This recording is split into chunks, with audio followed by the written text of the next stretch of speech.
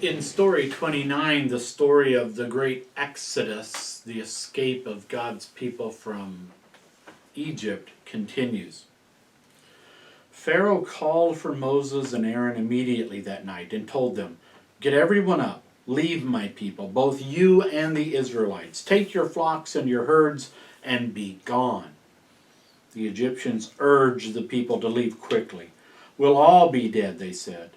The people took their dough before the yeast could be added. Their kneading bowls they wrapped in their garments and carried on their shoulder. Later they baked unleavened cakes of this dough that they brought with them, because they were forced to leave Egypt so quickly. They did not have time to prepare any food to take along. The children of Israel followed Moses' instructions and asked the Egyptians for articles made of silver and gold and for clothing. The Lord made the Egyptians willing to give the Israelites all the things they asked for. In this way, the Israelites plundered the Egyptians. The children of Israel journeyed from Ramses to Succoth.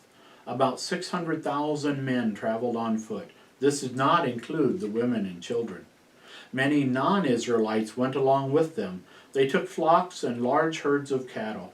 Moses also took the bones of Joseph with him, for Joseph had assured his people that God would be with them, and he made the Israelites promise to carry my bones along with you when you return to our homeland. The children of Israel had lived in Egypt 430 years. At the end of the 430 years, to the very day, the people of the Lord left Egypt. God did not lead them through the land of the Philistines, although that was the shortest way. If they have to fight a war, God said, they might change their minds and return to Egypt. Instead, God led them through the wilderness by the Red Sea. From Succoth they traveled to Etham, where they set up camp at the edge of the wilderness. The Lord led them, by day in a pillar of cloud. At night he led them in a pillar of fire, which gave them light. When Pharaoh was told that the people were gone, he asked, "Why have we done this? We have let Israel go and lost our slaves." He prepared his chariot, chose 600 of the best chariots with their captains and many other chariots from Egypt, and pursued the children of Israel, who were traveling boldly. The Egyptians overtook them as they were encamped by the sea near Pi-hahiroth and Baal-zephon. When the children of Israel saw Pharaoh and the Egyptians, they were terrified and cried out to the Lord. "Don't be afraid," Moses said to the people. "Stand still and see how the Lord will save you today. The Egyptians you see today you will never see again. The Lord will fight for you. All you need to do is be quiet." "Why are you crying out to me?" the Lord asked Moses. "Tell the children of Israel to go forward. Lift your rod over the sea and divide it, so the children of Israel can walk on dry ground through the sea. The Egyptians will know that I am the Lord." Then the angel of God, who had gone ahead of the camp of Israel, moved and went behind them. The pillar of cloud also moved behind them, between the camp of the Egyptians and the camp of Israel. The cloud brought darkness to the Egyptians, but it gave light by night to Israel. Neither side came near the other all night.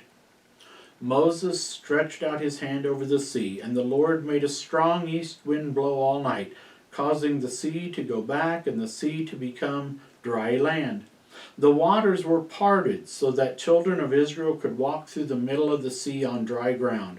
A wall of water was on their right and on their left. The Egyptians, including all of Pharaoh's horses, chariots, and horsemen, pursued the Israelites, going into the middle of the sea after them. Before dawn, the Lord brought the trouble to the Egyptians by causing their chariot wheels to come off. "Stretch out your hand over the sea," the Lord said to Moses, "so that the waters may flow back over the Egyptians."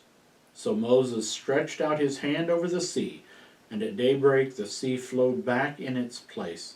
The Egyptians tried to get away, but the Lord overthrew the Egyptians. Not one of them lived. In that way the Lord saved Israel from the Egyptians that day. Israel saw the Egyptians dead on the shore. Israel saw the great work that the Lord did, and they feared and believed in the Lord and his servant Moses.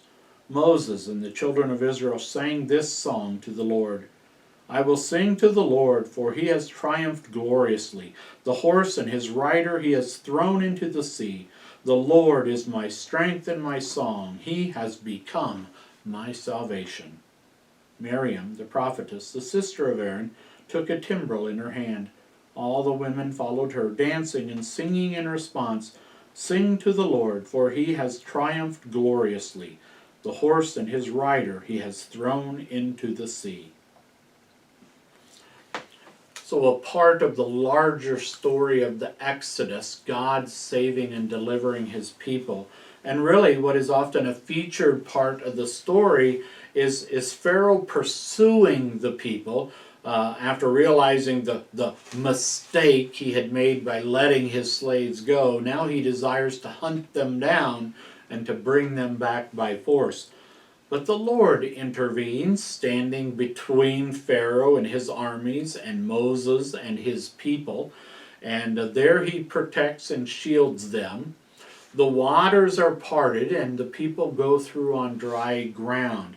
And so part of the deliverance of God's Old Testament people involved water and passing through water. In the New Testament era, the church has always drawn a parallel between this story and holy baptism, because it is through the waters of holy baptism that we pass. By the water of baptism, we are rescued, we are saved, we are redeemed, we are washed, we're adopted and made God's children. It's a glorious and spectacular event. And in the waters of holy baptism, our old sinful nature is drowned. Our sinful flesh is drowned, and a new child of God emerged on their way to their promised land, the place promised by God. And so there are many parallels between this Old Testament story of deliverance and the story of New Testament deliverance that we find personified in the person and work of Jesus. Story number 30. So Moses brought Israel from the Red Sea into the wilderness of Shur. They traveled 3 days in the wilderness and found no water. When they came to Marah, they could not drink the water because it was bitter. That is what the name Marah means. Then the people started complaining to Moses. What shall we drink? They asked. Moses cried to the Lord, and the Lord showed him a tree that when he threw it into the water made the water sweet. There God said, I am the Lord who heals you. Then they traveled to Elim, where there were 12 wells of water and 70 palm trees. Here they camped near the water. From Elim they traveled to the wilderness of Sin, between Elim and Sinai. 2 months after they left Egypt, the whole assembly again complained to Moses and Aaron. This will become a reoccurring theme, the people complaining and griping. If only the Lord had put us to death in Egypt, when we sat by the meat pots and had all the bread we wanted to eat. You have brought us into the wilderness to starve us to death. Then the Lord said to Moses, Behold, I will rain bread from heaven for you. The people will gather only what they need for each day. On the 6th day they shall gather twice as much as they gather on the other days. Moses and Aaron told the children of Israel, This evening you will know that the Lord has brought you out of Egypt, and in the morning you will see the glory of the Lord. That evening quails came up and covered the camp. In the morning, when the dew was gone up, on the desert ground lay small flakes. When the children of Israel saw it, they asked each other, What is it? For they did not know what it was. This is the bread that the Lord has given you to eat, Moses said to them. As the Lord has commanded, gather enough of it for you and your family to eat. So every man gathered an omer, enough for everyone living in his tents. Some gathered more, some less. When they measured it, he that gathered much had no more than was needed, and he that gathered little had just enough. Save nothing for the next morning, Moses said. In spite of this instruction, some did not listen to Moses. Surprise, surprise, right? And saved food until morning. It bred worms and stank. Moses became angry with them. The people gathered it every morning according to what they needed. When the sun became extremely hot, it melted. On the 6th day they gathered twice as much bread as they had on other days. The rulers of the congregation told Moses what was happening. This is what the Lord said, he told them. Tomorrow is a rest day, the Sabbath day of the Lord. Bake what you want and bake today, and boil what you want to boil. Whatever remains, save it for the morning. So they saved it for the morning, as Moses told them, and it did not stink, and worms did not spoil it. Eat this today, for today is a Sabbath to the Lord. Today you will not find it in the field. Some people went out on the 7th day to gather food, but they found none. So the people rested on the 7th day. The people of Israel called the bread manna. It was like coriander seed, white. It tasted like wafers made with honey. Take a pot, Moses told Aaron, and put an omer full of manna in it. Save it before the Lord for your generations. As the Lord had commanded Moses, so Aaron saved it. The children of Israel ate manna for 40 years until they came to the borders of the land of Canaan.